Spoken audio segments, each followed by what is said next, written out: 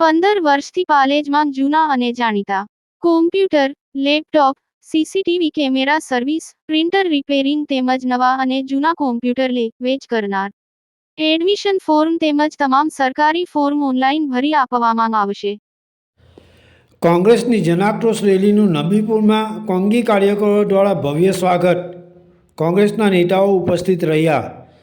હાલમાં ગુજરાતમાં કોંગ્રેસ પાર્ટી દ્વારા જનાક્રોશ રેલી કાઢવામાં આવી રહી છે, જે અંતર્ગત આ રેલીએ આજે ભરૂચ જિલ્લામાં પ્રવેશ કર્યો હતો.